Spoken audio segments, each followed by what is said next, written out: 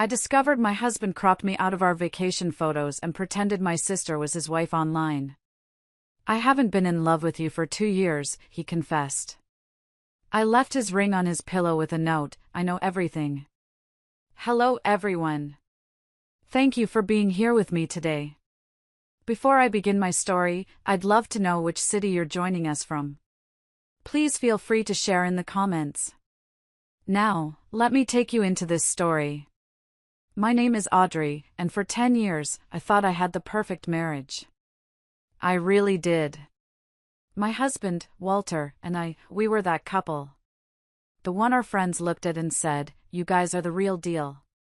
And I believed it. I lived it. We had this beautiful little 2-story house in a quiet neighborhood, the kind with big, mature oak trees lining the streets that created a leafy canopy in the summer. We weren't wealthy by any means. Walter worked in logistics, a steady job with a decent salary that he'd held for 15 years, and I was a part-time librarian at the local branch, but we were comfortable. We had built a life together, piece by piece, from the mismatched furniture we bought at thrift stores in our first apartment to the garden I'd painstakingly cultivated in our backyard. I was so proud of it all. Our days had a rhythm, a comfortable, predictable dance that I cherished. I'd always wake up first, usually around 6, when the morning light was still soft and gray. I loved the quiet of the house at that hour. I'd slip out of bed, careful not to wake Walter, and go downstairs to start the coffee. The smell of it brewing, rich and dark, was the real start to my day. Walter would come down a few minutes later, still half asleep in his old t-shirt and pajama pants, and wrap his arms around me from behind while I stood at the counter waiting for the machine to finish. He'd rest his chin on my shoulder and kiss the top of my head, his voice a low rumble. Morning, hon, every single morning, without fail. It was our thing. It was the anchor to my day, a small, perfect moment of connection that made everything feel right. We had our routines, the small traditions that weave a marriage together. Friday night was pizza and a movie on the couch, curled up under the same old quilt my grandmother had made for our wedding. I'd always pick a pepperoni, and he'd get something with way too many vegetables on it. We'd argue playfully about which movie to watch until we settled on an old thriller we'd both seen a dozen times. Sundays were for lazy breakfasts, usually pancakes that I'd make from scratch, and tackling the Sunday crossword puzzle together at the kitchen table. He was always better at the sports and history clues, and I handled all the literature and art ones. We were a team. The love wasn't in grand, sweeping gestures, it was in those tiny, everyday details. It was in the way he'd always save me the last piece of chocolate from a candy bar, or how I'd warm up his side of the bed with a heating pad before he came upstairs on cold winter nights. It was in the way he learned how to fix the leaky faucet just by watching videos online because he knew calling a plumber stressed me out. Those were the bricks that built our home, the foundation of a trust one thought was unshakable. Just a few months ago, we celebrated our 10th anniversary. Walter completely surprised me. I came home from my afternoon shift at the library, tired and ready to just order takeout, and he had 2 suitcases packed and waiting by the front door. "We're going to Paris for the weekend," he'd said, a huge, boyish grin on his face. I just stood there, my library tote bag slipping from my shoulder. Paris! We'd talked about it for years, a pipe dream for someday, but I never thought it would actually happen. He'd been saving up for over a year, putting a little aside from every paycheck, a secret he'd kept just for me. The trip was a dream. It felt like a second honeymoon. We walked for miles along the Seine, our hands intertwined. We ate way too many pastries from little bakeries, laughing as powdered sugar dusted our coats. On our last night, he took me to a tiny, romantic restaurant with a perfect view of the Eiffel Tower sparkling against the night sky. After dinner, he pulled out a small, velvet box. Inside was a new wedding band. It was simple, a delicate band of white gold, and inside he'd had it engraved, 10 more, and then some. I remember holding it in my hand, the metal cool against my skin, and just crying. Happy tears, the kind that make your chest ache with fullness. I felt like the luckiest woman in the world. I had this man who knew me, who loved me, who still went out of his way to make me feel cherished and surprised after a whole decade together. I looked across that little table at his smiling face, the candlelight flickering in his eyes, and I thought, this is it. This is real. This is forever. I had no idea that my forever was already a lie. I had no idea that the man sitting across from me, the man whose hand I was holding, was living a whole other life. A secret, hidden life where I didn't even exist. My older sister, Lillian, is one of those people who just shines. It's not just that she's beautiful, though she is, with big, expressive eyes and a smile that could light up a stadium. It's an energy she has, a warmth that draws people in. She's always been the vibrant one, the one who walks into a room and all eyes are on her. It was never something I was jealous of, it was just a fact of life, like the sky being blue. I was the quiet one, the steady one, the reader. She was the star.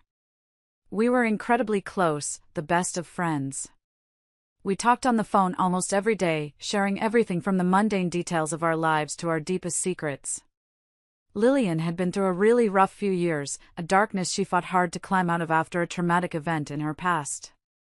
Seeing her struggle was one of the hardest things our family had ever endured.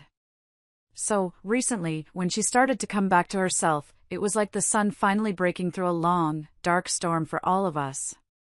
She started laughing again, her real, booming laugh that you could hear from rooms away. She started painting again, setting up her easel by the window and filling canvases with color. And she started eating again, really enjoying her food with an appetite she hadn't had in years. She put on a little weight, maybe 25 pounds. To me, to our mom, every single one of those pounds was a victory flag. Her cheeks filled out, she had this healthy, rosy glow, and she had energy again. She was happy. She was healthy. We were all absolutely thrilled for her. All of us, except for one person. My husband, Walter. It started subtly, just a few weeks after our trip to Paris. We'd have Sunday dinner at my mom's, a weekly tradition. The dinner itself was always lovely, Lillian would be laughing, her husband Tom would be telling a bad joke, their kids would be running around. It felt normal and happy. But on the drive home, the atmosphere in the car would shift. The easy chatter would die, and this weird, heavy silence would fill the space. Then Walter would sigh, this heavy, deeply disappointed sound. "It's a real shame," he said one evening, his eyes fixed on the road ahead. I was in the middle of telling him about a funny book a patron had returned at the library. "What's a shame?" I asked, completely confused. "Lillian," he said, shaking his head slowly, a grim set to his mouth. "She was perfect before. She's ruining her body, her beauty. It's just a sad business." I felt a cold knot form in my stomach.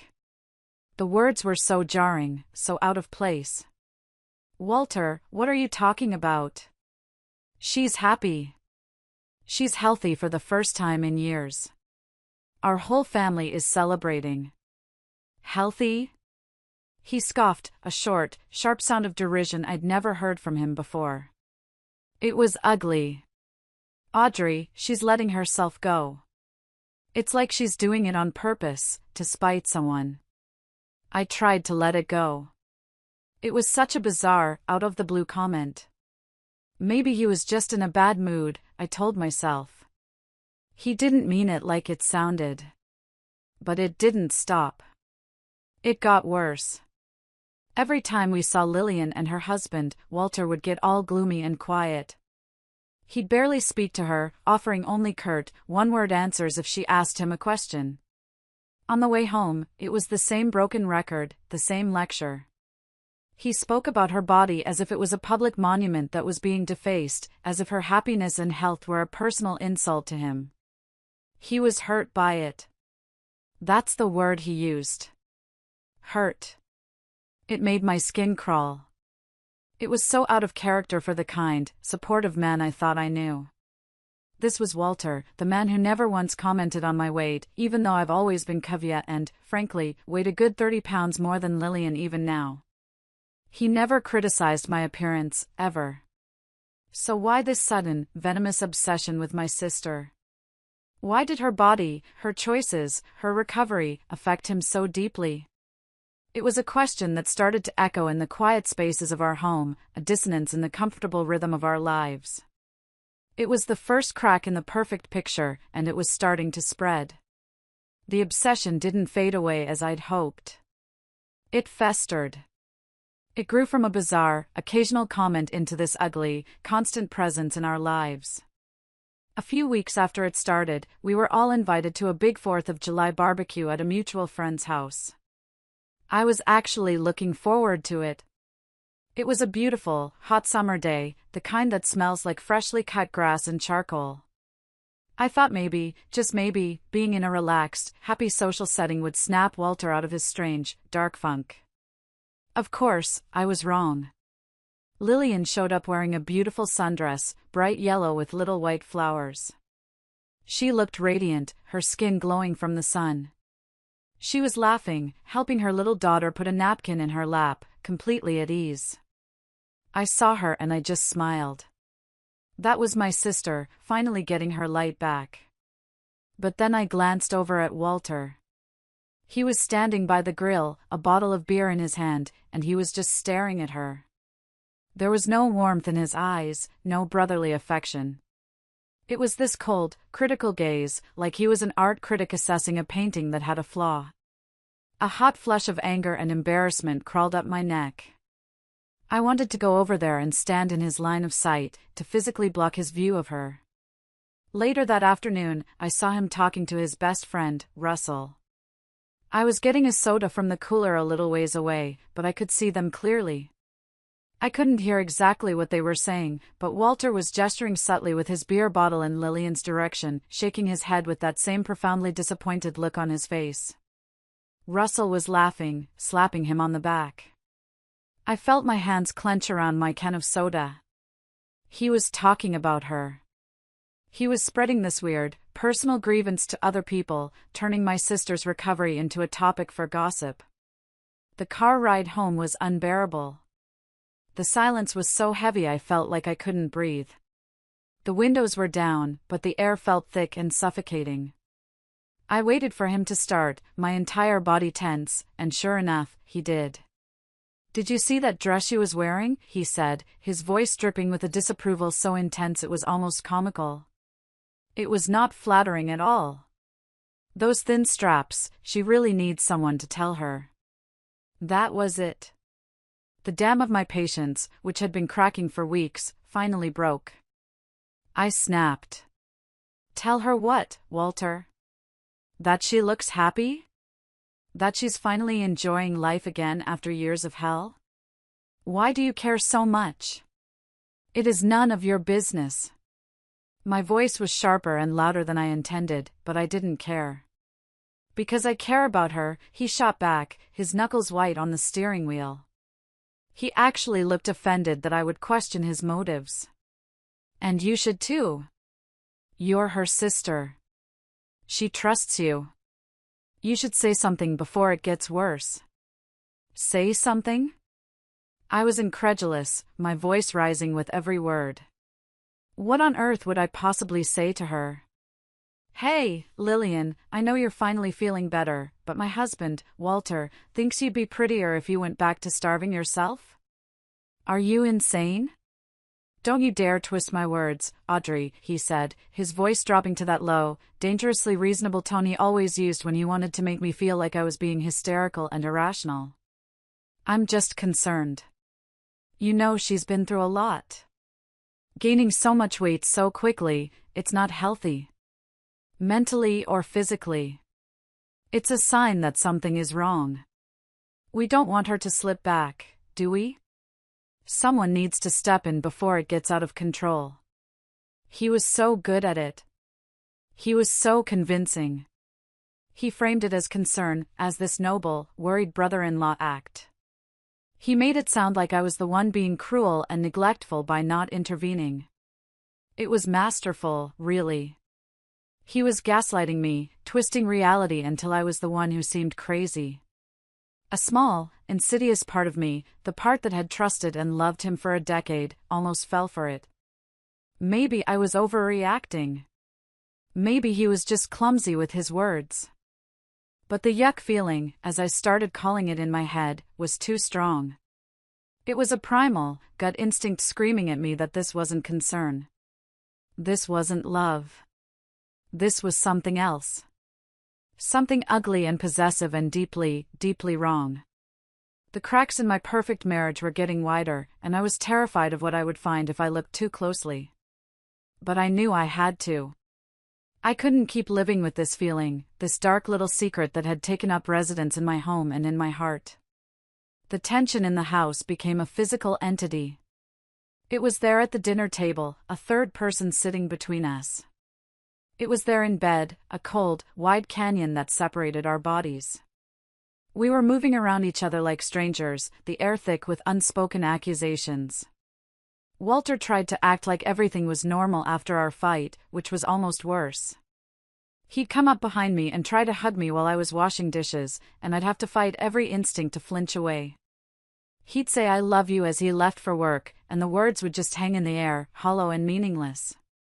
I couldn't shake the feeling of disgust. I couldn't unhear the things he'd said, couldn't unsee the predatory look in his eyes when he looked at my sister. I felt like I was losing my mind. Was I the crazy one? Was I blowing this all out of proportion? I needed an outside perspective, but I couldn't possibly tell my mom or Lillian.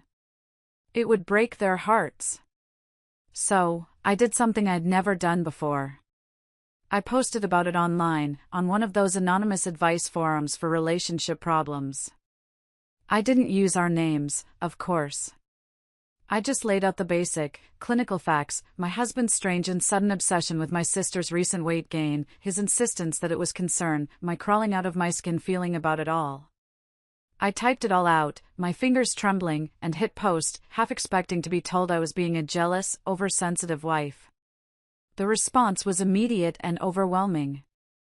A flood of comments and private messages, all saying the same thing, over and over again: "You are not crazy. This is not normal. This is a massive, blaring, 5-alarm fire red flag. He has a crush on her. No, it's more than a crush, it's a creepy, unhealthy obsession. This is not about her health, this is about his control. Run." Reading those words from total strangers was a strange and terrifying kind of validation. It was like they were all holding up a mirror to my situation, and for the first time, I was seeing it clearly, without the fog of my 10-year history with Walter. I wasn't overreacting. My gut was right. That night, reading those messages on my phone screen in the dark, I knew I couldn't go on another day without knowing the truth, the whole truth. I waited. It was the longest night of my life. I lay in bed, perfectly still, my breathing even and slow, pretending to be deep asleep. Walter came to bed an hour later. He thought I was sleeping. He leaned over and kissed my forehead, a gesture that now made my skin burn with revulsion, and was snoring softly within minutes. I stayed there for another hour, maybe longer, my heart hammering against my ribs, every nerve ending tingling with a mixture of fear and adrenaline. The house was completely silent except for his rhythmic breathing and the faint hum of the refrigerator downstairs. Finally, I slipped out of bed. The floorboards didn't creak. I moved like a ghost through the darkened hallway towards his sanctuary, the gaming room. It was his man cave, the one room in the house that was entirely his domain. A faint blue glow seeped from under the door. My hand trembled as I reached for the doorknob. This was it. This was the point of no return. I paused, listening one last time. Only the sound of his steady breathing from our bedroom. I turned the knob, inch by inch, and slipped inside, closing the door silently behind me. The room smelled of stale coffee and something vaguely electric, the scent of hot plastic and metal. The computer was a beast of a machine he'd built himself, an intimidating tower with pulsing blue lights and a huge, curved monitor. I sat down in his worn leather gaming chair. It was still warm from him sitting in it earlier. For a moment, I almost lost my nerve. This felt like such a massive, unforgivable violation of trust. But then I remembered his cold, critical face when he talked about Lillian, and the violation I already felt was so much worse. My marriage was already a crime scene, I was just looking for the evidence. I moved the mouse, and the screen blinked to life, asking for a password. My heart sank into my stomach. It could be anything. But then, a thought surfaced. Walter was a creature of habit. He hadn't changed his bank PIN in 15 years. His life was built on routines. I typed in the password he'd used for everything back when we were dating, the name of his childhood dog, Buddy, and his birth year. Click. The screen unlocked. The desktop appeared. I was in. I took a deep, shaky breath, the cold blue light of the monitor illuminating my face in the darkness. I didn't know what I was looking for, but I knew, with a chilling certainty, that I wouldn't stop until I found it. My hands were shaking so hard I could barely control the mouse. My heart was a frantic drum against my ribs. I didn't even know where to begin. It felt like I was standing at the edge of a cliff, about to look down into a bottomless, dark abyss. I started with the most obvious place, the pictures folder on his desktop. It was organized meticulously, which was so typically Walter. Subfolders were labeled vacations, holidays, family. My heart gave a painful lurch. This was our life, our shared history, chronicled in pixels. With a trembling finger, I clicked on vacations. Inside were more folders: Florida 2018, Mexico 2019, Lake House 2021. All trips we had taken with Lillian, her husband Tom, and their kids. I opened the Mexico 2019 folder. At first, it looked completely normal. There were dozens of photos of the four of us on the beach, smiling awkwardly for the camera. There were pictures of the kids burying their dad in the sand.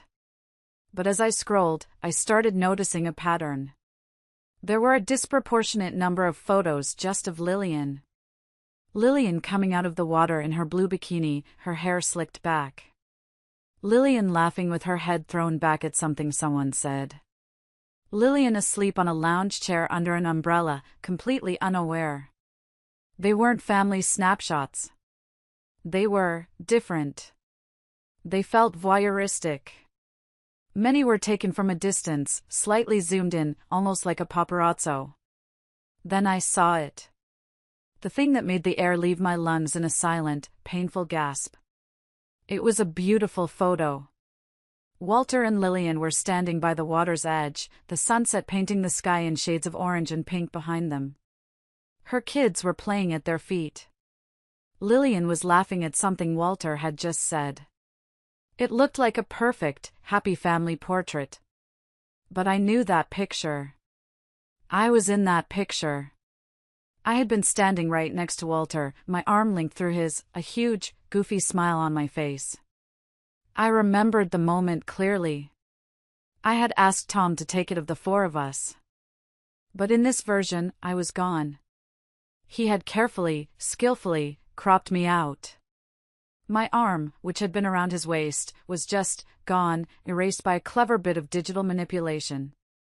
It was just him, my sister, and her children. My blood ran cold. My fingers went numb. I started clicking through more photos, my movements frantic and clumsy. Again and again, I found the same thing. Photos of us as a group had been edited, duplicated into a new file where I was erased from the frame. It was a systematic removal of my existence from our shared memories. He had created a new reality, a new family album, where he was the husband and father, and I was just nothing. I felt like I was going to be sick right there in his stupid, expensive gaming chair. The room started to feel smaller, the air thicker and harder to breathe. I was looking at concrete proof of a betrayal so profound, so bizarre, I couldn't even begin to process it. I wasn't just being cheated on. I was being replaced, erased, photoshopped out of my own life by the man who had promised me 10 more, and then some. The shock was a physical thing, a wave of icy cold that washed over me, leaving me numb and trembling. But I couldn't stop. It was like picking at a wound, it hurt beyond words, but I had to see how deep it went. I backed out of the picture folders, my mind reeling, and navigated to his chat applications. He was always on a program called Discord to talk to his friends, people I'd only ever heard about but never met. His best friend, Russell, was at the top of his contacts list. With a sense of dread that was almost paralyzing, I clicked on their chat history. My eyes scanned the endless lines of text, and the nausea I felt before came rushing back, 10 times stronger, burning the back of my throat. They talked about games, about work, about sports. And then, they talked about Lillian. Walter had been sending Russell pictures of her. The bikini pictures from our vacations. A picture he'd secretly taken of her at the 4th of July barbecue, when she was bending over to tie her daughter's shoe. And the text that went with them, it made me want to vomit. "Look at this," Walter had written under one photo of her from Mexico. "Even with the extra pounds, she's still a goddess. Better, even. More womanly. Dude, that's your sister-in-law," Russell had replied. And? "A man can look, can't he?" Walter had shot back. And then, a few messages later, the confession that shattered the last remaining piece of my heart into dust. "Gotta admit, I used this one to get me through some lonely nights." Russell had replied with a string of laughing emojis. "Dude, you're a married man. What would Audrey say?" "Marriage isn't what you think it is," Walter had written back. "Sometimes you need an escape. A fantasy to keep you sane. An escape." My sister was his escape. He was taking these private, stolen images of her and using them for his own sick fantasies, and then sharing it all with his best friend like it was some kind of dirty locker room joke. He complained to Russell in detail that she was getting fatter, that he was annoyed she might be pregnant again because it would ruin her perfect body. He saw her as an object, a trophy that was losing its shine, and he was angry about it. He was angry that her real life, her happiness, her recovery, was inconveniencing his private fantasy. The anger was so pure, so hot, it burned away the shock and the numbness. This wasn't a crush. This was a sickness. This man, my husband of 10 years, was a predator in his own mind, and my beautiful, vulnerable sister was his target. The man who kissed me goodnight, the man who held my hand in Paris and promised me a lifetime, was sending pictures of my sister to his friend and admitting he masturbated to them. The two realities couldn't exist in the same universe. One of them had to be a lie. And I was finally, horribly, seeing which one it was. The foundation of my entire adult life, the 10 years of love and trust one had built everything on, had just been reduced to dust and rubble. And the worst, I would soon find out, was yet to come. I truly thought I had seen the worst of it. I thought finding the cropped photos and the disgusting chats with Russell was the absolute bottom of the barrel. I was so naive. The bottom was much, much deeper. My hands were on autopilot now, a strange, detached calm settling over my rage. I was an investigator, a woman on a mission to uncover the full extent of the lie I'd been living. I closed the chat with Russell and looked at the list of servers and group chats on the left side of the screen. He was a member of several large ones, forums connected to the online games he played constantly. These were communities of people who only knew him by his screen name, Warlock_77. They didn't know his real name. They didn't know where he lived. They didn't know me. They were the perfect audience for a carefully constructed fantasy. I clicked on one of the group chats, a server for a game called Age of Conquest. And that's when my world stopped spinning and simply shattered into a million pieces. His profile picture wasn't the one of us from our Paris trip. It wasn't a picture of his dog or some generic gaming logo. It was a picture of him, my sister Lillian, and her 2 children. It was from our family Christmas party last year. I remembered the moment vividly. Lillian's daughter, my niece, had just opened a gift from him, an elaborate dollhouse, and she had thrown her arms around his neck. He was leaning in, smiling, as Lillian looked on with her arm around her son. It was a beautiful, candid shot, full of warmth and holiday cheer.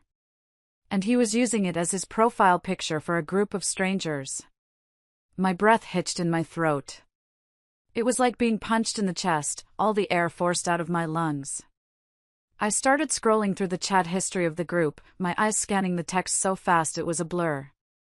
It was mostly talk about the game, strategies, and trash talk. But then I saw it. One of the other gamers had commented on his new profile picture. "Hey Warlock, cute family. Didn't know you were a family man." And Walter's reply, typed out for the world to see, "Thanks man. My wife and kids are my world. They're the reason I work so hard. Gotta give them the best." I read it again. And again. And a third time, the words swimming in front of my eyes. My wife and kids. He wasn't just fantasizing in private. He was performing. He was living a completely fabricated life online, a public deception. He had stolen my sister's identity, stolen her children, and created a fake family for himself to show off to a bunch of anonymous gamers. I kept scrolling, a sick, detached feeling washing over me, like I was watching a horror movie about someone else's life. He would brag about them constantly. He'd talk about a big promotion he got at work, linking it to needing a higher salary to support his growing family. He once posted a long message about the pride he felt taking his son to his first Major League Baseball game, an event that had actually happened a month prior with Tom, Lillian's real husband. He even talked about the importance of financial planning, about setting up a good college fund for his kids, using the real names of my niece and nephew. He was a loving, doting, successful family man online, admired by his gaming buddies for having it all. And it was all built on a foundation of lies, using my family, my real, breathing, vulnerable family, as props for his twisted stage play. I felt nothing. It was beyond hurt. It was beyond anger. It was a complete and total emotional system shutdown. The person I was looking at on the screen was a stranger. A monster wearing my husband's face. The man I had loved, the life we had built, the future we had planned, it was all a ghost. It had never been real. My 10-year marriage was a sham. The weekend in Paris, the engraved wedding band that was still on my finger, what was that? A prop for his own conscience? A performance to keep the real-life wife happy and quiet and unsuspecting while he lived his real life, his preferred life, in the dark? I slowly pushed back from the desk. The glowing screen seemed to mock me with its stolen family portrait. I looked at my own faint reflection in the dark monitor, and I didn't recognize the woman staring back. Her face was pale, her eyes wide and empty. The whole world had tilted on its axis, and I was just free-falling in the dark, with nothing to hold on to. If you're still listening, could you please do me a huge favor and hit the like button and comment the number 1 down below? It lets me know you're here with me, that you're on this journey with me. Your support is a massive encouragement for me right now. So please, comment with a 1, and let's get through the rest of this story together. There was no screaming. There was no crying. Not yet. There was only a profound, chilling clarity. It settled over me like a shroud of ice. I stood up from that chair, and I knew, with a certainty that was as absolute and unshakable as the ground beneath my feet, that my marriage was over. It had been over for a long time, I just hadn't known it. I walked out of the gaming room, leaving the door wide open, leaving the screen with its grotesque family portrait glowing in the dark as a monument to his deceit. I went back into our bedroom. Walter was still asleep, snoring softly, completely oblivious to the fact that his entire world was about to be dismantled. I looked at his face on the pillow, the face I had woken up to for 3,650 mornings, and I felt nothing but a cold, hard resolve. I didn't pack frantically. I moved around the room with a strange, quiet efficiency, like a robot executing a program. I pulled a small suitcase from the top of the closet. I went into the bathroom and took my toothbrush, my face wash, my contact lens solution. I opened my drawers and packed a few changes of clothes, underwear, socks, a couple of sweaters, a pair of jeans. I packed my laptop and its charger.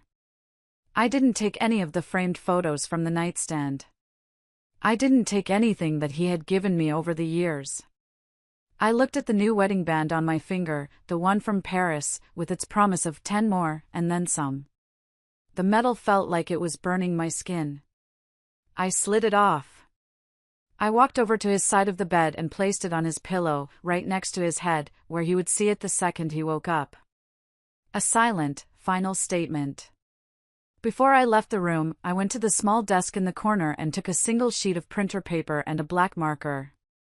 I wrote 3 words on it in big, block letters that filled the entire page. I know everything. I propped the note up on his closed laptop on the nightstand. Then, I turned and walked out of the room that had been mine for a decade. I didn't look back. Downstairs, I grabbed my purse and my car keys from the little bowl by the door. I walked through the living room, past the couch where we had curled up and watched countless movies, past the dining table where we'd shared thousands of meals and conversations. It was like walking through a museum of a life that was no longer mine. It all felt foreign, like props on a movie set after the filming has wrapped. The drive was silent and surreal. It was almost 4 a.m., and the streets of our quiet suburb were empty and slick with a light rain that had started to fall. The streetlights cast long, watery halos on the wet pavement. I didn't turn on the radio. The silence was a comfort. I just drove, my hands steady on the steering wheel, my eyes fixed on the road ahead. The numbness was a strange kind of armor. I knew the pain was there, waiting for me. It was a giant, black tidal wave building somewhere out on a dark sea, and I knew eventually it would crash over me and pull me under. But for now, in the pre-dawn quiet of my car, I was just numb. I was just moving forward. I drove to the one place in the world I knew I would be safe. The one place that had always been my sanctuary. I drove to my mom's house. When I pulled into her driveway, the first hints of gray were starting to lighten the eastern sky. My journey away from my old life was over, but a new one, a much harder one, was just beginning. I had to figure out how to tell my family, how to protect my sister, and how to methodically dismantle a decade of my life, all while trying not to completely fall apart. I must have sat in the car in my mom's driveway for a good 10 minutes, maybe more, just staring at her familiar front door with its wreath of fake flowers. The engine was off. The only sound was the rhythmic tick-tick-tick of the cooling metal and the gentle, hypnotic patter of rain on the roof. Taking that next step, getting out of the car and knocking on that door, felt like it would make everything irrevocably real. As long as I was in the car, I was in a strange limbo, a bubble of silence between my old life and whatever came next. But I couldn't stay there forever. I finally took a deep, shuddering breath, opened the door, and walked up the familiar brick path. My knock sounded thunderous in the morning quiet. A few moments later, the porch light flicked on, casting a warm, yellow glow, and the door opened.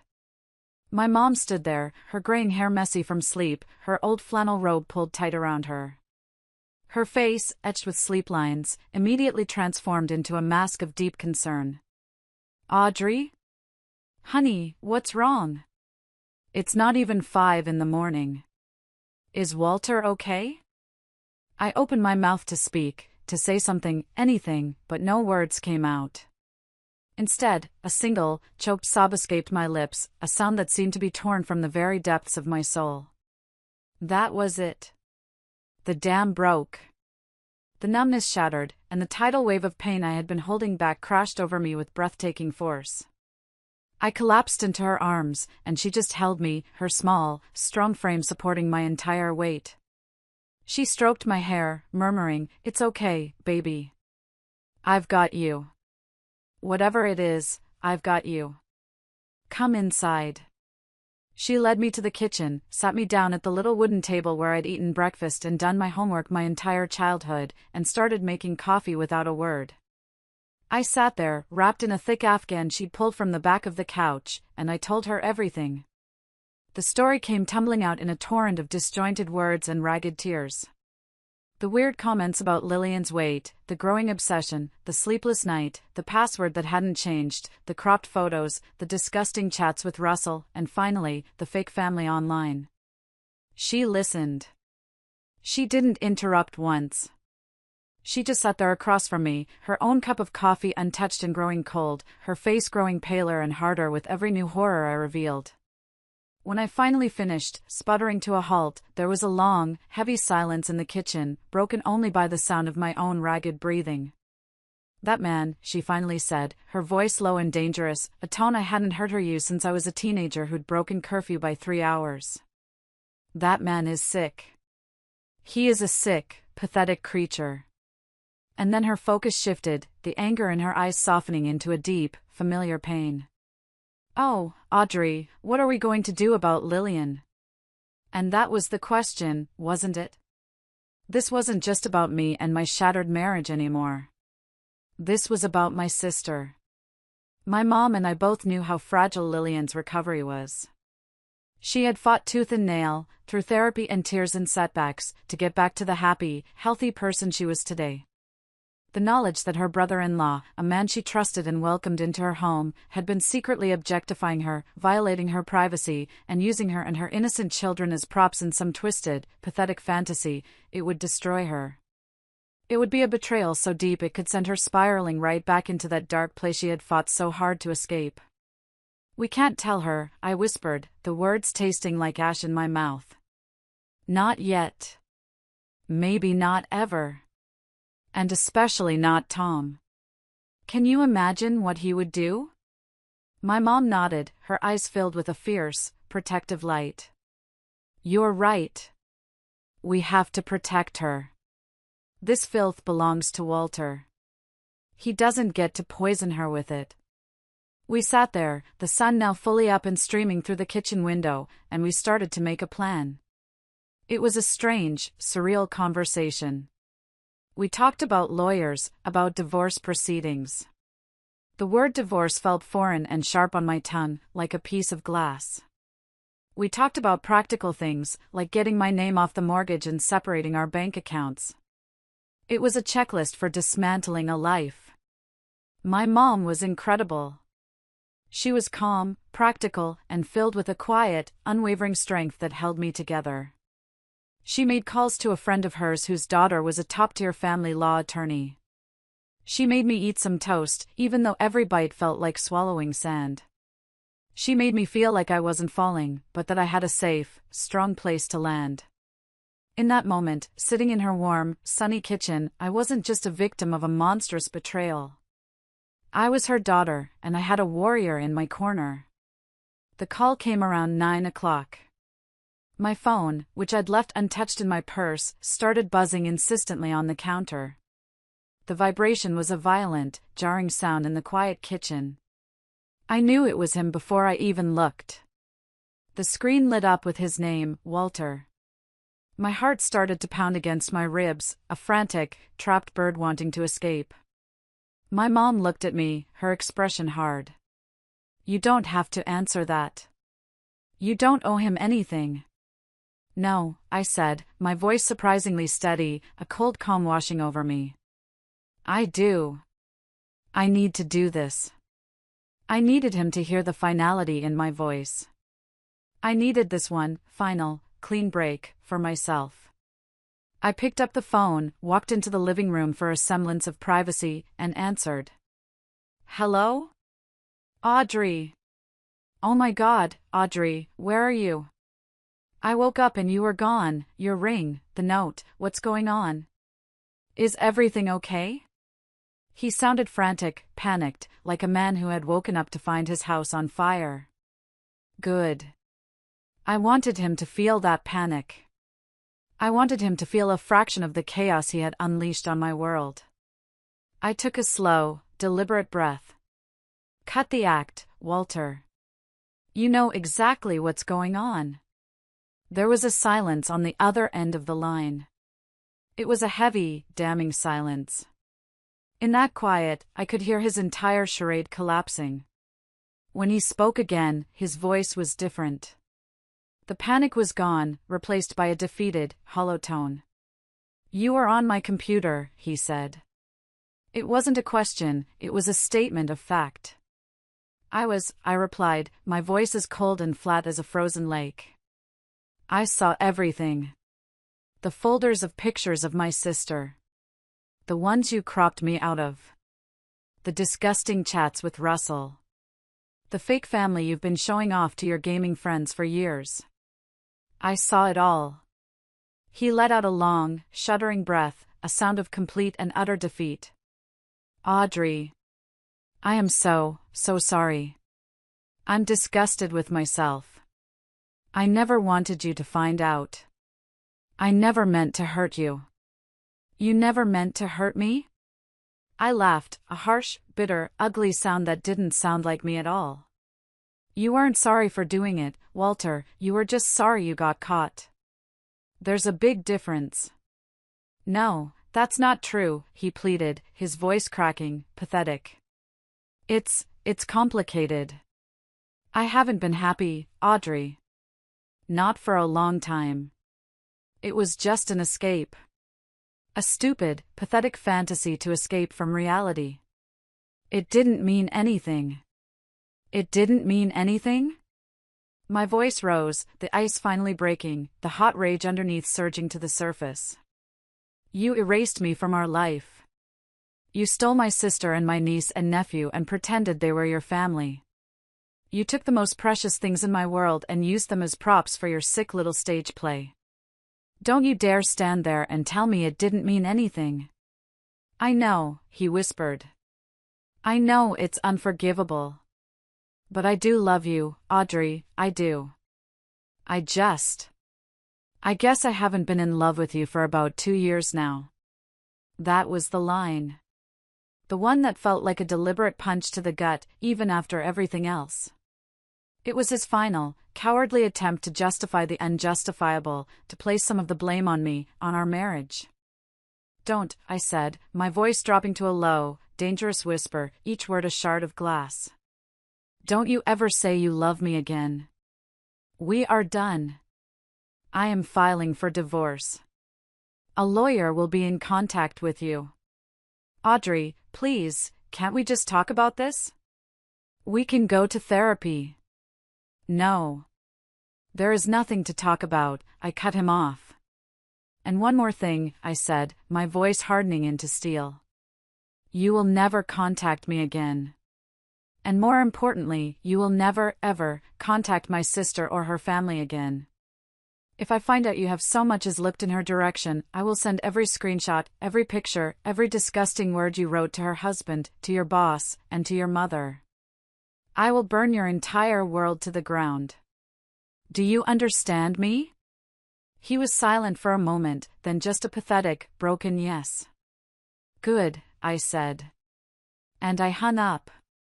The finality of the click ending the call was the most satisfying sound I had ever heard.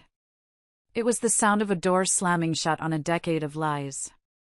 It was the sound of my freedom. It's been a few weeks now. I'm still at my mom's house, sleeping in my childhood bedroom. The days are a strange, surreal mix of numb bureaucracy and sudden, sharp ambushes of grief. I've met with the divorce lawyer my mom found. Her name is Margaret, she's in her 60s, and she has the kindest eyes but the demeanor of a grizzly bear. I'm profoundly grateful for her. We're in the process of untangling our finances, preparing to sell the house, his house, now, in my mind. The word divorce is no longer a foreign object, it's a process, a series of steps on a checklist that I am methodically working through. I haven't cried much since that first morning. My mom says I'm in survival mode, and she's right. I'm focused on the next logical step, the next form to sign, the next box to pack up from the house during the one supervised visit Margaret arranged. She says the heartbreak will come eventually, that you can't outrun grief, you can only postpone it. I know she's right. There are moments, late at night, when the house is quiet and the only sound is the ticking of the grandfather clock in the hall, and a memory will surface unbidden. A random, happy memory, the time we got caught in a rainstorm and ran laughing all the way home, or the smell of his coffee in the morning, and it's like a physical knife twisting in my gut. The life I thought I had, the man I thought I loved, mourning them feels like mourning a ghost, someone who never really existed at all. Lillian doesn't know anything. She calls every day, worried.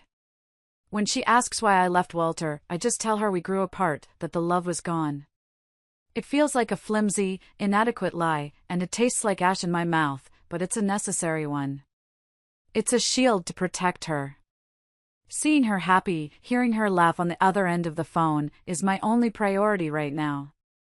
Her well-being is more important than my need for the whole, ugly truth to be out there. Some burdens, I'm learning, are meant to be carried alone, or at least shared with only a trusted few. I don't know what the future looks like.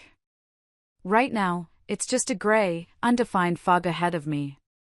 The idea of dating again, of trusting another person, seems impossible.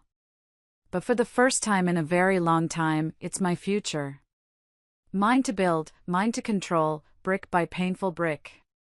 The path that led me here was a devastating, unimaginable trial by fire that I wouldn't wish on my worst enemy. But I walked through it, and I'm still standing.